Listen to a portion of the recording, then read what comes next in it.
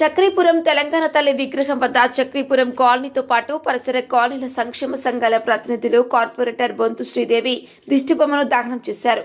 16వ ward division ఏర్పాటులో ప్రజల అభిప్రాయాలను పట్టించుకోవడం లేదని వారు ఆరోపించారు. ప్రజల ఆంక్షలకు విరుద్ధముగా వ్యవహరిస్తే ఆందోళనలు మరింత ఉధృతం చేస్తామని హెచ్చరించారు. ఈ నిరసన కార్యక్రమంలో పలువురు కాలనీ సంఘాల నాయకులు, బీజేపీ సీనియర్ నాయకులు పాల్గొన్నారు. చర్లపల్లి నుంచి రిపోర్టర్.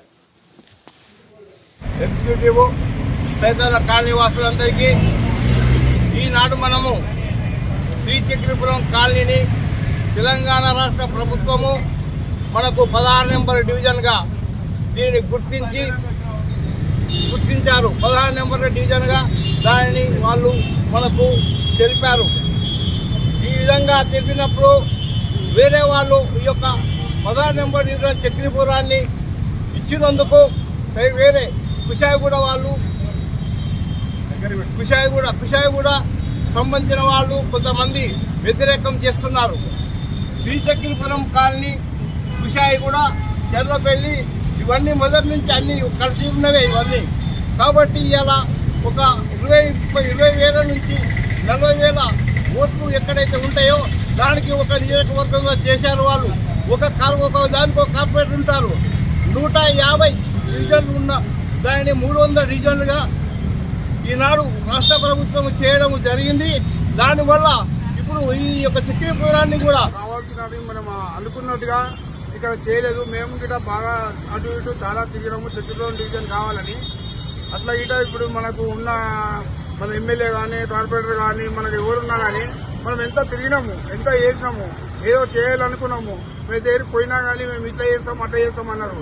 ఇది మాకు అన్యాయంగా అధ్వానంగా మాకు జరిగింది. చక్రీపురంలో చాలా చాలా ఇప్పుడు 20-30 కాలనీలు ఉన్నాయి.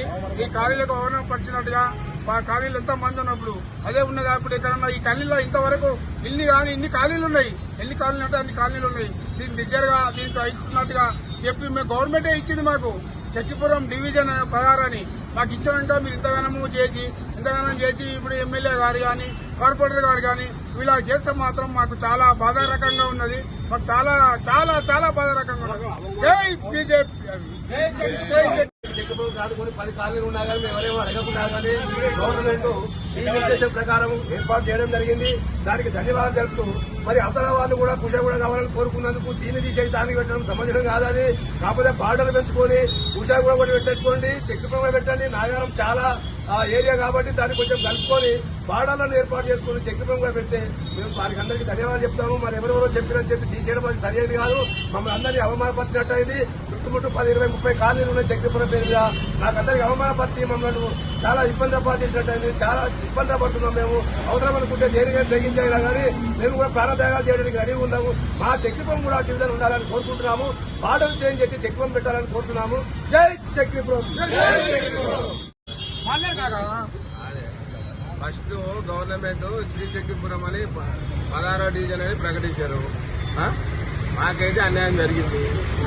మళ్ళీ మార్చి ఇది కుషాయిగూడ పెట్టడం అది సమస్యం కాదు. చక్రీపురం వల్ల అన్యాయం జరిగింది. ఈ కాలనీ 10 కాలనీలకుంటే ఫస్ట్ నుంచి చక్రీపురం కాలనీ అనేది ప్రకటించి మళ్ళీ తీరా పోయి కుషాయిగూడ ప్రకటించడం సమస్యం కాదు.